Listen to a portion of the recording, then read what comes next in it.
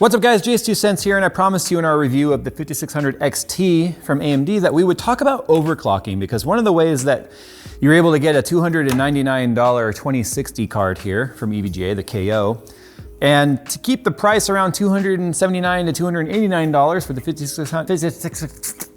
5600 XT is you have to shave some things, if you will. We're gonna talk about some of those things and how they affect overclocking. We overclock around here, so we're gonna talk about that.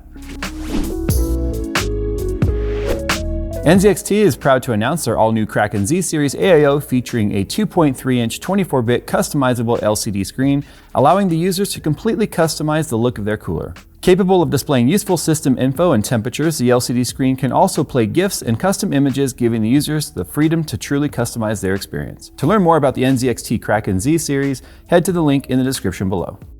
Okay, so we're gonna kind of show you how the overclocking performance between the $299 2060 KO from EVGA fares against the $289 5600 XT. Two cards that were never designed to be pitted against each other, but ended up that way because of the VBIOS improvement to performance on the 5600 XT after it completely dominated the 1660 Ti. It set its sights on the 2060 because the 2060 had a price reduction both from the Founders card and this new card from EVGA, the KO.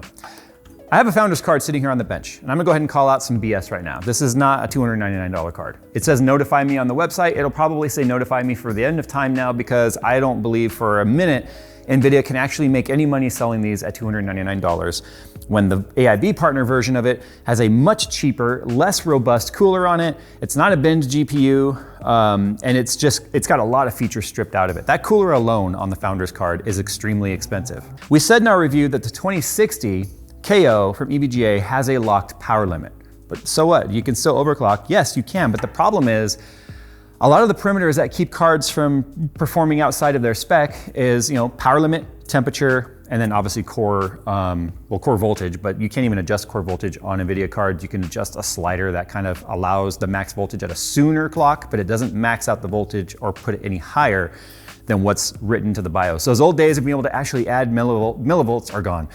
So the other thing is obviously going to be the silicon lottery, how well the core is going to respond to adding it more megahertz and pushing it farther. So we're going to demonstrate some of that today and see how the 2060 KO versus the 5600 XT versus the same price 2060 over here, Founders Edition from Nvidia does. So I'm using 3 utilities that are free to demonstrate today.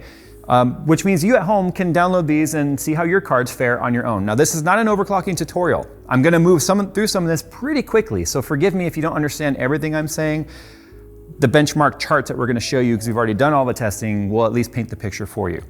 But I've done a lot of these overclocking guides in the past. It's the same thing that applies today. So Nvidia graphics cards and AMD cards now use a GPU boost type of an algorithm. Basically, it says, these are our max clocks. In fact, I can show you that right here. The 3 utilities we're using are Heaven. It's Unigen Heaven, which is a benchmark. It's a DX11. Jay, that's really, really old. Yes, I know, but it's still a way to stress the card, and that's all we want, is to stress it. We're using MSI Afterburner, which, despite popular belief, does work on AMD cards just fine. You don't have to use AMD Radeon software. AMD Radeon software gives you some extra functionality, which at the end of the day didn't affect performance in any positive way whatsoever. And it's still kind of a shitty, buggy software in my personal opinion. And then we are also using GPU-Z. GPU-Z reads the BIOS. It'll tell you everything about your card. Memory bandwidth, memory bus width. We can see the GPU boost speed. So we can see the GPU clock is 1365. That's when it just is out of 2D mode. It goes right to 1365. But it will go to 1680 automatically as its boost clock. So when it sees a load for games and stuff, it'll go right to 1680. But if it has additional voltage available to it, it has additional power limit available to it, and it has additional, well, I guess those 2 things, then it will automatically start to self-overclock itself. So that's why you're seeing, in fact, let me refresh this real quick, or reset. That's why you're seeing 1,860.75. It's gonna kind of bounce around megahertz and not 1680, because it found that based on these particular parameters, it's self-overclocked to 1875, which is obviously 195 megahertz higher than the 1680 boost clock. So it's already done a lot of overclocking for us. Well, obviously we can push this farther. except for the case of this card because we have no additional power limit. Because like I just said, those two things it's really looking for, temperature and power limit, are going to limit how far we can go. Now, core voltage is another one, but like I said, that's not even worth talking about at this point because we can't control that. But it is a limiting factor. But Jay, there's a core voltage slider. Yes, all that does is change the percentage available to the core at a sooner clock. If we were to raise this slider, check this out. Nothing happens because all we're doing is telling it go that voltage lower than this. So it could have started doing it around 1500 or 1600. So that's why people refer to it as a placebo slider. If you were having crazy instabilities at a lower core clock, then that might help you. But that's rarely the case, quite honestly. So we're using Heaven. It's frozen right now because I have it set to just look at a really difficult scene to render. It's got the boat, it's got all this tessellation. But Jay, it's not moving. You're right, it's not moving, but it's still rendering the scene 100%. Even though nothing's moving, it's still refreshing and re-rendering the scene every time it draws a frame. So that's why our FPS is really consistent, which allows us to more accurately see what changes affect performance. So the first thing we're gonna do right here is we're gonna see what is limiting our performance right now. What's keeping us at 1875 or bouncing between 1860? So if you go to GPU-Z and go to sensors, perf cap reason down here tells you why you're limited. So the three reasons that we are staying at this clock speed right now is because of power limit. So again, that's that power limit or the total amount of power that a graphics card is able to draw. That's the fans, the lighting, the core, the memory, the VRMs, whatever is on here. If you have a fan plugged into a header in the back, that draws power. So it's the total power draw that's able to be drawn from the card. So we've hit that limit. The other two here is VREL and VOP. So VOP is specifically the amount of voltage to the core. Basically, we are power limited right now is what this is telling us. So, okay, well, what if we max out this power limit? Will that help anything? So all I did was slide it all the way to the right. Because more power means more heat, it's linked with temp limit. You can unlink it, but there's no reason to. Whereas you can see, it's bringing our temperature target up as well. So 83C is where it will max out now. That means if we hit that, it'll reduce these core clocks and such to keep it cool. We're gonna raise that obviously to 87, hit apply. And we went from 97% TDP to 100. So you can see now we are no longer power limited because its max is 118. We're only sitting around 101, 100.8. But we still have voltage limitations that are keeping us from going any farther. Well, we can still manually overclock this. We can still push the core, which is kind of weird. You would think, well, there's not enough voltage. Well, how can you push it farther? Well, max voltage does not also determine your max core clock. It only determines your max core clock if you no longer have enough voltage to keep the core stable. There's a lot of headroom that's there. So even though we're gonna be stuck at the 1043, we can overclock this. And I already know that this card is able to do 175, bringing our core clock up to 2040. And as you can see right now, we're right back now to power and then the voltage limiting our card. And we can even overclock our memory. Check this out, 750. I'm going far because it's Samsung and I know it can take it. Same voltage, a little bit more temperature. And our core clock, as you can see, came up significantly and so did our memory. And we're at 109%. And then we can max out our fans to keep the temperatures down. As the fan comes up, look at that. Now we're up into the teens, which shows you just how much power fans can actually take. And that's one of the reasons why water cooling is superior, because you don't have to give power to your fans, which means you can get one extra boost bin. And what you'll notice too is as this temperature comes down, and I happen to know that under full load, we were able to get about 57C as our max temperature. See how that's starting to come up slightly? Because again, core clock and temperature are directly related. There's bins that say at this temperature, max speed of this. As it comes down, it goes, hey, more max speed. So we're gonna go ahead and throw the 2060 KO in there now to show you how different the experience is when you don't have access to the power limit.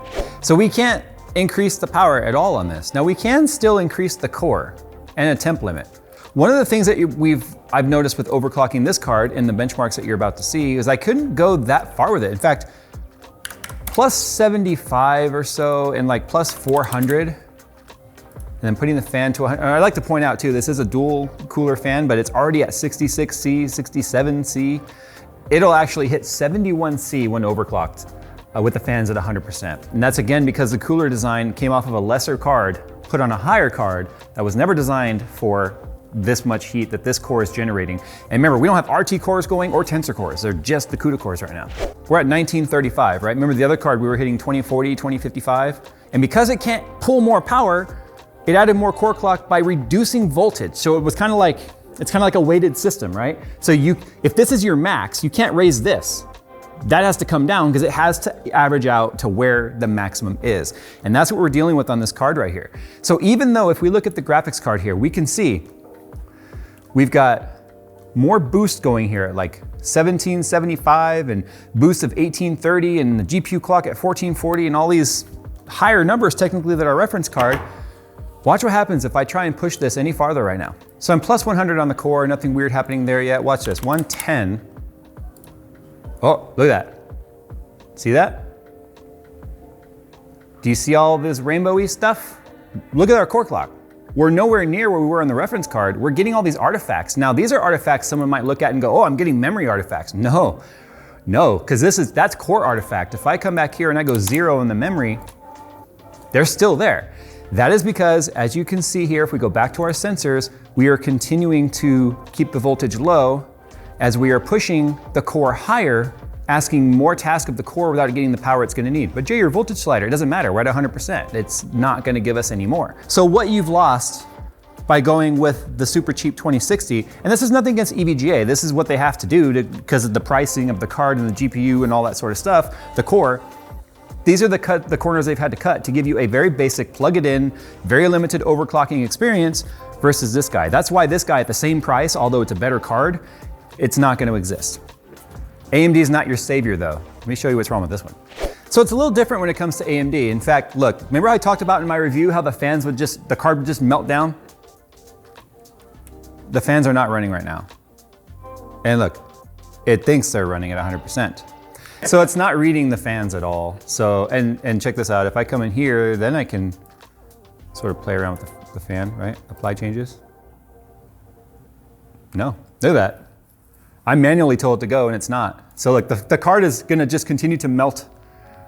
Oh, there it goes. All right, so that was really delayed. So I could do the same thing in MSI Afterburner, but I'm only showing you here because like I said at the start of this video, Radeon's software is built in to the driver. So there's all this. But MSI Afterburner does work and it does give you control over all of this. So I prefer to use MSI Afterburner. But when it comes to overclocking on AMD, it's quite a bit different. You have kind of a range you're allowed to set of, instead of adding an offset, you can say target 1820 megahertz. And if all those things like I talked about before, power limit, voltage, and temperature and all that will allow it, it will get as close to it as it can. But very rarely does it ever actually hit the number that we set. The 5700 we were able to hit about 2100 megahertz, which is like the fastest AMD core we had ever had like come through here, the 5700 XT and all that. Really impressive. This card exists between the 5500 and the 5700, this 5600 XT.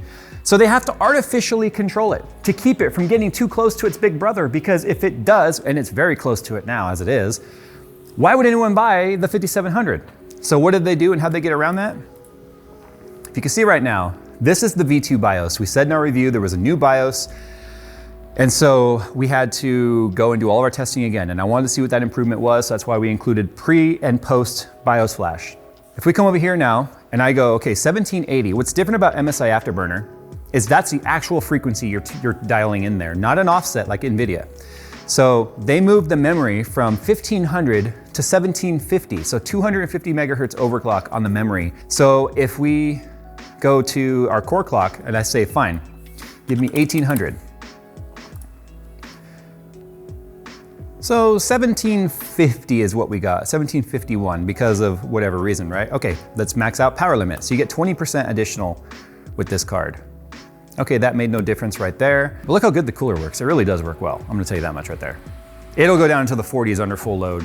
That's because Power Color put the 5700 non-XT Red Dragon cooler on this card, which is the way they should have done it, especially when they added more power. So that worked out well in their favor. The other brands that went cheaper on the cooler, yeah, probably freaking out a little bit. But watch this. If I wanna go, okay, 1850, apply. Sorry, 1820 is as far as you're allowed to go. And even then, it doesn't even hit it, because for the way AMD works and giving you that range, if I was to take the bottom number and slide it right up against it like we did in the 5700 XT and just try and lock it there, it'll crash. So this is artificially being controlled. Even though they gave you a VBIOS to give you more performance, it is intentionally limited to where you're not gonna be able to get any better than 1820 at the best, because it then is too close to the 5700 XT. So now showing you the overclocking with these cards and why it's really lackluster and kind of like, how did overclocking these cards compare when we do our benchmarks?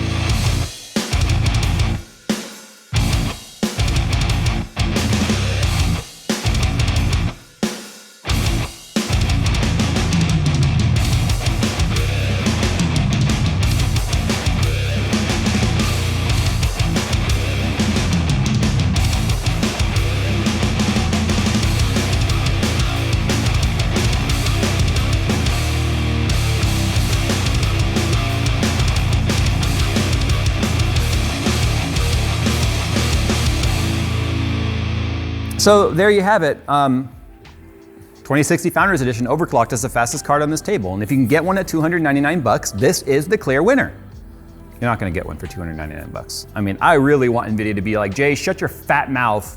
Here they are. Here's 10,000 of them that just went on sale on the website. And if that's the case, then guys, go buy one if you're shopping at this price point. When it comes to the 5600 XT versus this guy though,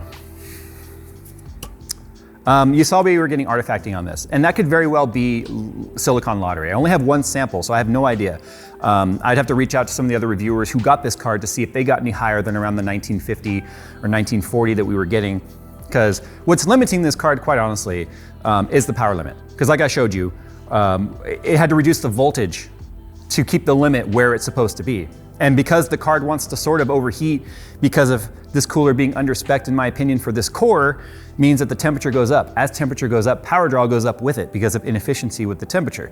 So you get the voltage drop, which means instability for the core. That's why you can't push the core any farther. If this card was able to give you additional power and keep the voltage at least at the 1043 like it would be on this card, I have no doubt this thing would hit 2000 megahertz and up. The core is capable of that, even some of the worst 2060s that we got.